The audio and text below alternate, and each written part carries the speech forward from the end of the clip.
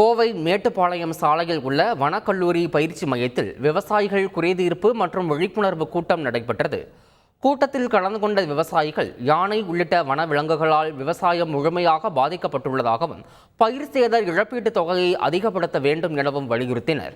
தொடர்ந்து பேசிய தமிழக விவசாயிகள் சங்கத்தின் மாநில தலைவர் வேணுகோபால், விவசாயிக்கு சொந்தமான நிலத்தில் வனவிலங்குகள் உயிரிழந்தால் விவசாயிகள் மீது நடவடிக்கை எடுக்கக்கூடாது என கூறி அதிகாரிகளின் காலில் விழுந்ததால் பரபரப்பு ஏற்பட்டது.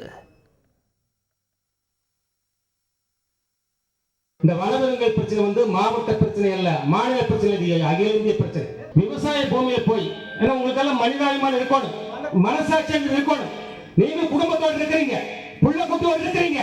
விவசாய பூமியில போய் மாடு செத்தாலோ, மயில் செத்தாலோ, பன்னி செத்தாலோ, யானை செத்தாலோ இனிமேல் எந்த நடவடிக்கை எடுக்காதீங்க. உங்க காலில் விழுந்து கேட்டுங்க.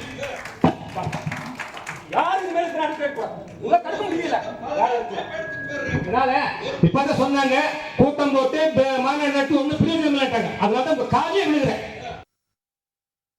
விவசாயிகளின் கோரிக்கைகளை கேட்டறிந்த பிறகு பேசிய மாவட்ட வன அலுவலர் ஜெயராஜ், பயிர் சேதத்திற்கான இழப்பீட்டுத் தொகை 1.6 கோடி விரைவில் பெறப்பட்டு விவசாயிகளுக்கு வழங்கப்படும் என்றும், கேரளாவை போன்று பயிர்களை சேதப்படுத்தும் பன்றிகளை சுடுவதற்கான அரசாணை விரைவில் வெளியாகும் என்றும் தெரிவித்தார்.